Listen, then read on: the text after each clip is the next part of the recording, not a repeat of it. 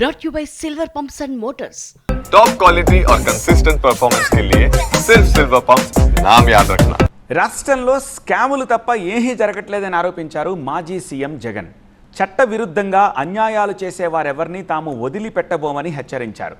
మళ్లీ వైసీపీ ప్రభుత్వం ఖచ్చితంగా వస్తుందని నేతలకు ధైర్యాన్ని చెప్తున్నారు.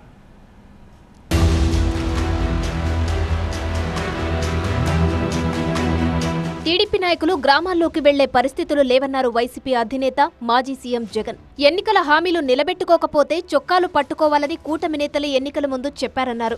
కొన్నాళ్లుగా వేర్వేరు జిల్లాల నేతలతో సమావేశమవుతూ వస్తున్న వైసీపీ అధినేత మాజీ సీఎం జగన్ బుధవారం ఉమ్మడి గుంటూరు జిల్లా నాయకులతో సమావేశమయ్యారు. ఎన్నికల ముందు ఎన్నో హామీలు ఇచ్చిన చంద్రబాబు ఇప్పుడు వాటిని పూర్తిగా పక్కన పెట్టేశారని జగన్ ఆరోపించారు. బాబు ష్యూరిటీ భవిష్యత్తు గ్యారంటీ కాస్త బాబు ష్యూరిటీ మోసం గ్యారంటీ అయిందన్నారు. ప్రజలు కూటమి నేతల కాలర్ పట్టుకునే పరిస్థితి వచ్చిందన్నారు. మనకి ఇంతకుముందు 50% ఓటు షేర్ వచ్చింది. ఈ ఎన్నికలు అయిపోయేసరికి మన ఓటు షేర్ 40%. ఒక 10% ఓటు షేర్ మనకు రావాల్సింది రాకుండా పోయింది. కారణం ఆ రోజు కేవలం మీ జగన్ అబద్ధాలు చెప్పలేకపోయాడు, అదొక్కటే కారణం. కానీ నేను చెప్తా ఉన్నా, మీ జగన్ అబద్ధాలు చెప్పలేకపోయాడు కాబట్టి అధికారానికి మనం దూరం అయ్యాం. కానీ అధికారానికి దూరం అయినా కూడా మీ జగన్ మీ గుండెల్లోనూ మీ మనసుల్లోనూ లీడర్ అంటే ఇలా ఉండాలి అని చెప్పి మాత్రం ముద్రేయగలిగారు. రాష్ట్రంలో స్కామ్లు తప్ప ఏమీ జరగడం లేదన్నారు వైఎస్ జగన్. యథేచ్ఛంగా ఇసుక స్కామ్, లిక్కర్ స్కామ్లకు పాల్పడుతున్నారని విమర్శించారు.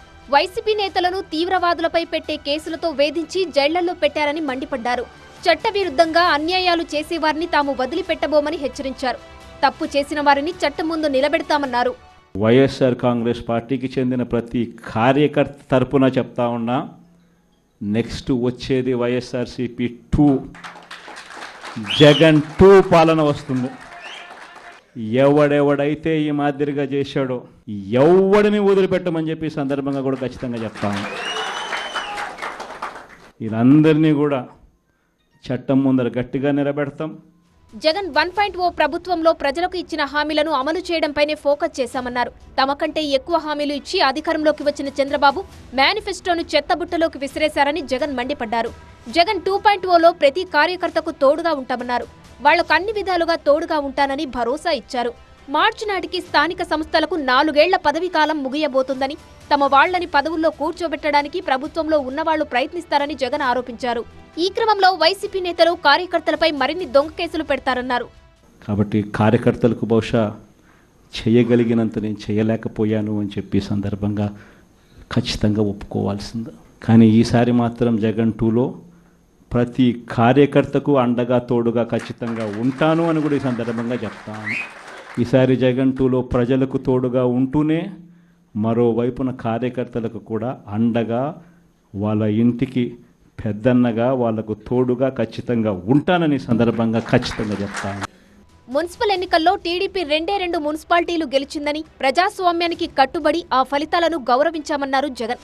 అయితే టీడీపీ తప్పుడు సంప్రదాయాలకు పాల్పడుతోందని ఆరోపించారు. గతంలో ముసలమ్మ కూడా బటన్లు నొక్కుతుందన్న చంద్రబాబు ఇప్పుడు ఎలా నొక్కాలో చెవిలో చెప్పాలంటున్నారని విమర్శించారు. చంద్రబాబు చెప్పిన ప్రతి పథకం అబద్ధం, మోసమని ఆరోపించారు. ఎవడన్నా ఎన్నికి కాండి, ప్రభుత్వంలో ఉన్న వాళ్ళు రేపొద్దున ఇదే పద్ధతిలో పోలీసులు పెడతారు, కిడ్నాపులు, ఇదే పరిస్థితులు ఎత్తుకొని పోవడాలు, ఇదే పరిస్థితుల్లో ఎవడన్నా ఏమన్నా గెలుసు, ఏమన్నా జరుగు, ఏమన్నా అయ్యి లాస్ట్కి ఏమో చైర్మన్లు ఏమో అధికారంలో ఉన్న పార్టీ వాళ్ళు చైర్మన్లు. ఇదే మనకు కావాల్సిన ప్రజాస్వామ్యం. అందరూ కూడా ఆలోచన చేయాలి. ప్రజల కోసం ఇన్ని బటన్లు నొక్కిన మనకే ఈ పరిస్థితి ఉంటే ఇచ్చిన మాటను గాలి కొదిలేసిన కూటమి ప్రభుత్వం పరిస్థితి ఎలా ఉంటుందో అని కామెంట్ చేశారు. మళ్లీ రాబోయేది మన ప్రభుత్వమేనని, అందరూ ధైర్యంగా ఉండాలని వైసీపీ నేతలకు ధైర్యం చెప్పారు.